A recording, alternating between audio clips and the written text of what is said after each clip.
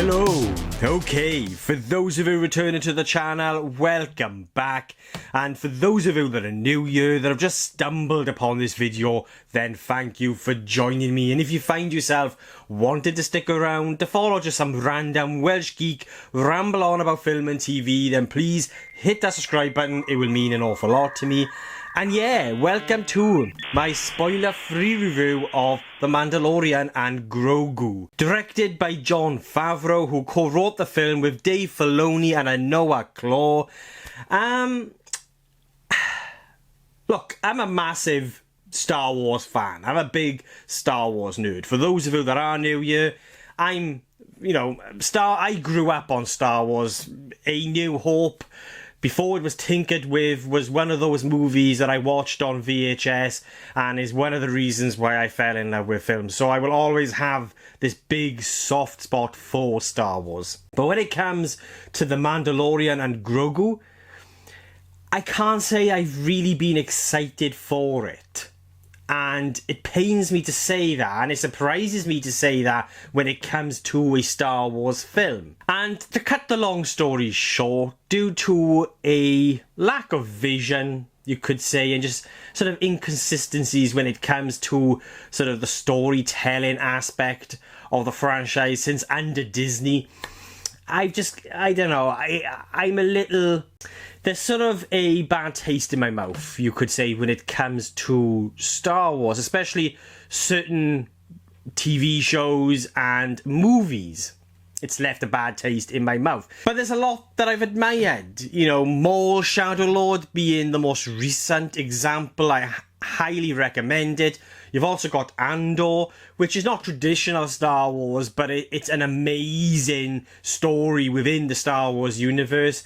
And I really enjoyed the first 2 seasons of The Mandalorian. But I've never been convinced that our return to the cinema when it came to Star Wars should be The Mandalorian and Grogu. When they first announced it, I think it was back in 23, 24, I was like, really? This is going to be our return to the cinema with Star Wars after the rise of Skywalker? You know, that big shower of shit that came out back in 2019. But I hoped, I've been hoping that this experience would be one of those experiences that reminded me why I fell in love with Star Wars. So, The Mandalorian and Grogu follows bounty hunter Din Djarin and his force-wielding apprentice Grogu as they partner with the New Republic to hunt down scattered Imperial warlords plotting the Empire's return. So, I'm going to start with the positives because there was a lot that I admired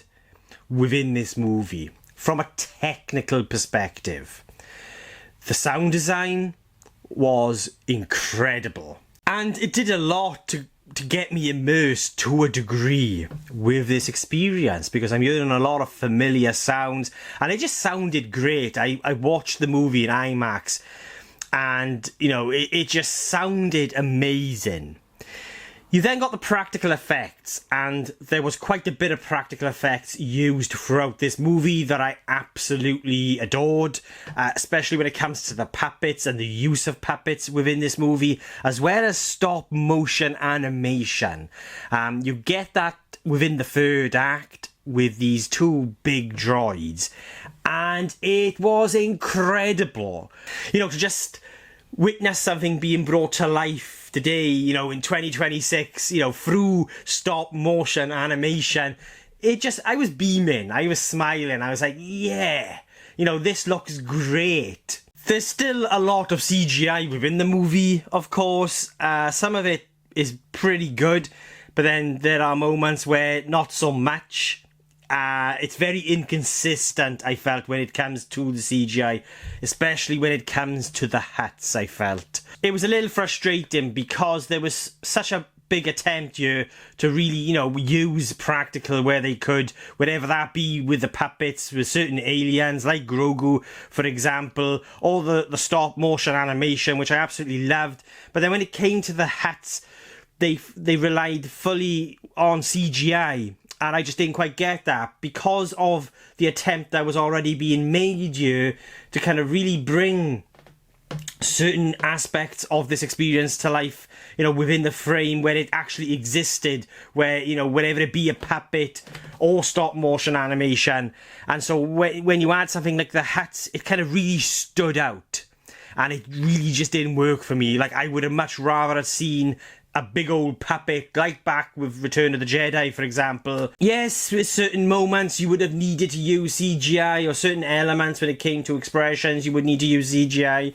But yeah, there are just certain elements within this movie when it comes to the CGI that really didn't work for me. But then there are moments that are really good, that look really good, and so it was quite inconsistent when it came to that aspect. And you've then also got the beautiful, wonderful score by Ludwig Göransson, which I think for me personally was the highlight of this experience.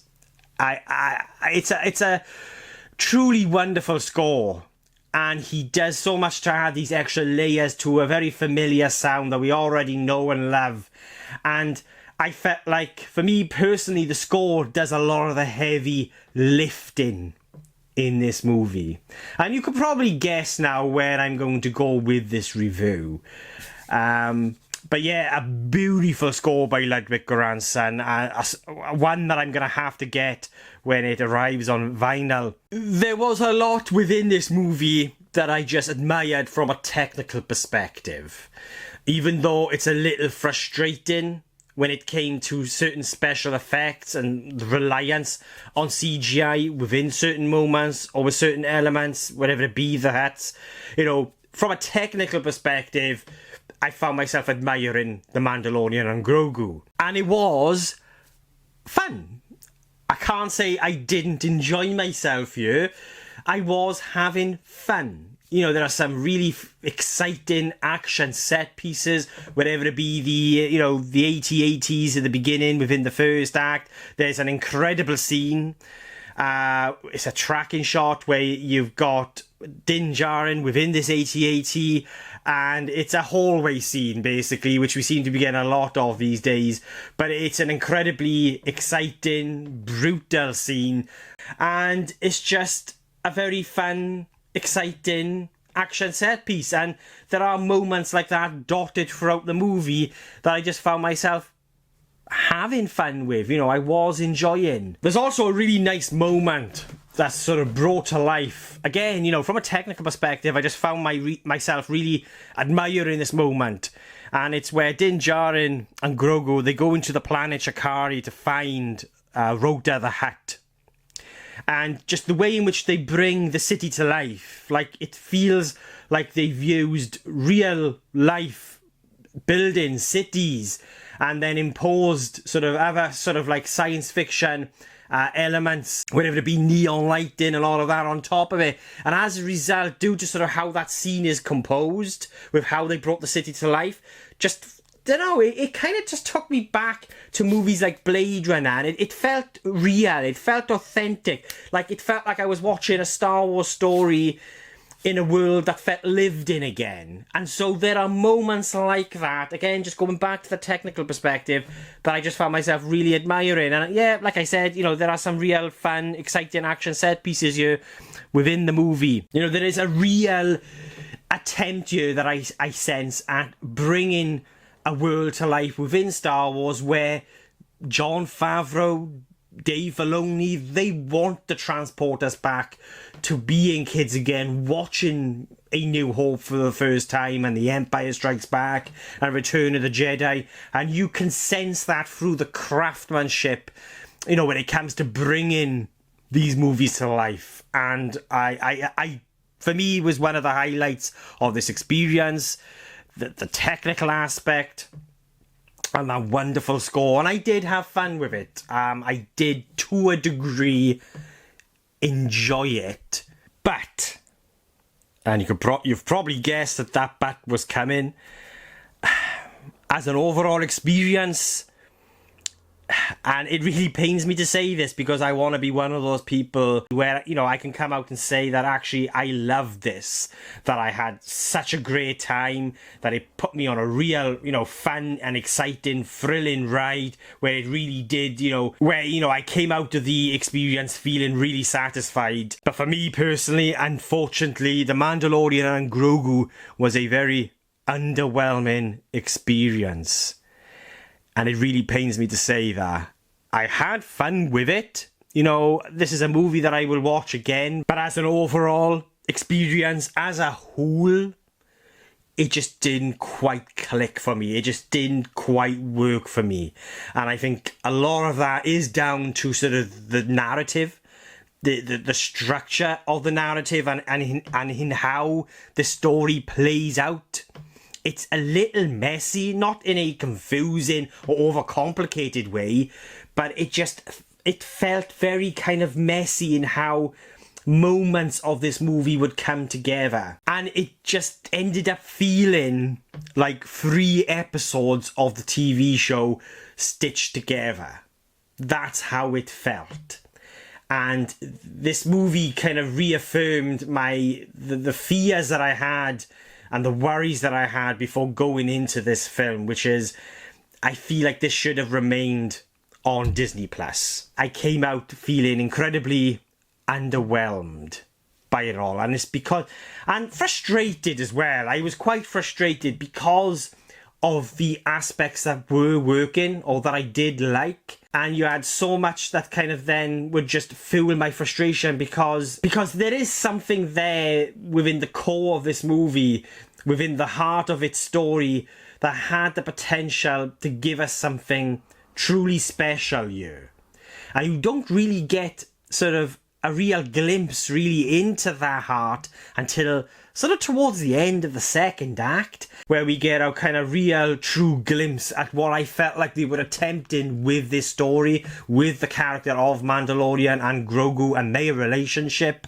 And it's a beautiful moment. Like, this is a spoiler-free review, so I'm going to keep it as vague as possible, but you spend a majority of the time with Grogu in this moment. And there's a lot of practical effects on display, and along with the beautiful score by Ludwig Göransson, it's an absolutely magical moment that really, it made me smile. And it was the only time, I think, throughout the entire movie, within this sort of portion of the film that I'm sort of talking about here, where I felt fully sort of invested with these characters and the story. But it fueled my frustration even more, because to get to that point and then afterwards, it just didn't quite work. It didn't quite click. Sort of the moments that we would get that would lead up to this moment with Grogu, where we would focus on Grogu and sort of his little mission, you could say, you know, it was just very messy. It was very disjointed. And then the same then after this moment, it kind of lacked a momentum, this kind of emotional momentum, you could say. Not that this is, you know, I'm expecting this to have been an emotionally intense movie, but that heart, that kind of big beating heart that you do see within the second act, the pulse, you just don't really feel the pulse throughout the entire duration. They lose focus on what would have made this experience feel like it has a reason to exist, for it to have been something truly special. And as much as I enjoyed this moment with Grogu on this little mission, you know, on his own, it just ended up at the same time fueling my frustration with the overall experience, just like with other aspects of it, you know, with the CGI, for example. It was a very inconsistent experience. And I think, like I said, what really let it down was that kind of lack of focus on the kind of the big beating heart of what would have made this special for me. And you do get it, but I feel like you get it too late, or it just feels disconnected from the rest of the movie, from the overall experience. Another aspect that I really just hated, some of you might find it to be quite petty or minor, but for me it really bugged me, because it's one of those aspects within Star Wars that we've had in the past that's allowed this very fantastical world to have an element of groundedness to it. You know, like with the trilogy and the prequels, you know, you would always have these sort of different alien species talking in their own tongue, and I always felt like it added a groundedness to a very fantastical story or setting and world. And it's allowed Star Wars, especially when it comes to the original trilogy, to have that kind of feeling that it's as a result of those small kind of minor details that's allowed Star Wars, especially with the original trilogy, to have that element of groundedness to it. Like, it feels like a world that's lived in. So one of the things that I really found myself hating here is when you've got the Hutts like Rota just speaking in English, and there wasn't really much of an attempt there to add a character to it either, I felt. And the delivery by Jeremy Allen White, I just thought was very poor. I did not like the way in which he brought the character to life. Again, it's another aspect of the movie that I found incredibly frustrating, because when we are first introduced to the twins, the Hutt twins, they are speaking in Huttese, and it sounds like how a Hutt would sound, and just it was incredible. I loved it when we first introduced to the twins. I was like, oh, brilliant, yeah, this is great, this is what I want. And then when we get to the character of Rota, it just really didn't work for me, and then that combined with the very ropey CGI, every time Rota the Hutt was on the screen, it just threw me out, completely threw me out, especially as soon as he opened his mouth. There was just, it disappointed me that he wasn't speaking in Huttese, and I just wasn't really getting or feeling anything from how he was being brought to life through the voice by Jeremy Allen White. And I think for a lot of people that's going to be quite minor or maybe petty, but for me personally, it played a big part in sort of that kind of the immersion of the experience, really. So yeah, I didn't hate this movie. I don't even think it's a complete failure. It's a fine film. It's okay. I can sit down and watch this again, and I know I'll have fun due to sort of the elements and aspects that I've already spoken about that I really found myself admiring. There are some real fun, exciting action set pieces. I love how the Mandalorian Din Djarin is kind of brought to life here by the way in which Pedro Pascal just brings him to life. I think he's incredible. I do think, we don't really see enough of Pedro under the mask, but when you do, he is saying so much through his performance. Like, it's in the trailers where they take his helmet off, and I feel like he is saying so much in that moment. And just how he carries himself. I love how he carries himself within the suit. And so, yeah, there's a lot that I liked, that I really admired you from a technical perspective, or whatever it be, Pedro, or the score by Ludwig Göransson, or the practical effects. But what really let this experience down for me was its story, was that kind of lack of a hook, of a focus.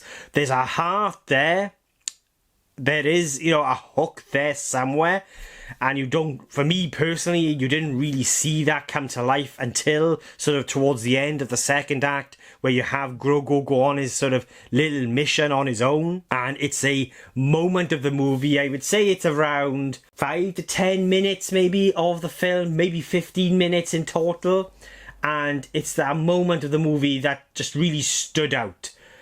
And I loved it. In that kind of very brief 10 to 15 minutes of sort of experiencing or just being with Grogu on his own, I just found myself really admiring, and I was sort of really compelled and immersed within that moment. But that's because I was seeing what could have been here, what the potential of this movie could have been.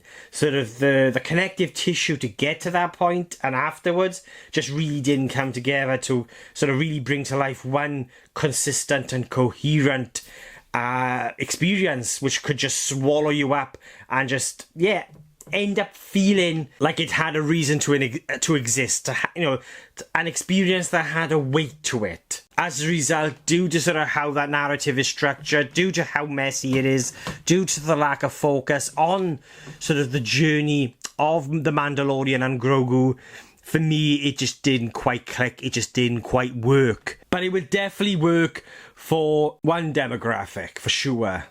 And that is kids. I think kids are going to love this movie. There was quite a few kids at the screening that I was at, and you could just sort of sense and hear the joy that they were having with this experience. And that, brought a smile to my face as well, because, it was working for someone. Just because, at the end of the day, just because this overall experience didn't work for me as a whole doesn't mean it's going to work for any one of you, or, for if you've got kids. I really do believe that kids, if you've got kids, are going to lap this movie up. They are going to love it. I think they're going to have a fun, enjoyable time, and they might want to go and see it again, which I hope they do, because I don't, I want to see Star Wars return to the cinema. I want to see more Star Wars at the cinema. I don't want this movie to fail. But just for me personally, it just didn't quite click and come together. And so, yeah, I think I've rambled on enough now about this one. They are my thoughts on The Mandalorian and Grogu, and I will be giving The Mandalorian and Grogu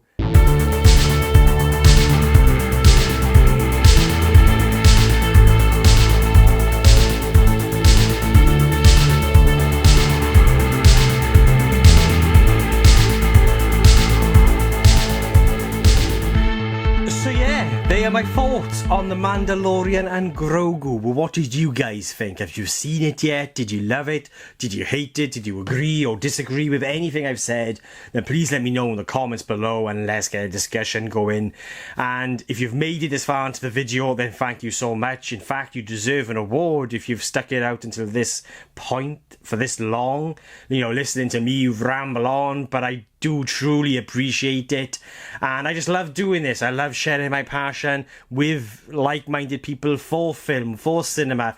And I just want to say another massive thank you to everyone that is supporting the channel, wherever that be, liking, commenting, subscribing. It means the world to me. I've got so much planned for this channel. I'm going to start scheduling live streams, and they're just going to be moments where sort of just catch up with you all, for those that want to catch them, and talk about the most recent news within the world of film and TV, as well as giving you guys the opportunity to ask me questions. And so I'm going to start planning them into the year, because I really enjoy doing them, and I feel like they are moments or windows where you can really sort of see who I am as a person. So yeah, that's enough rambling from me. Thank you all for watching. I really do appreciate it.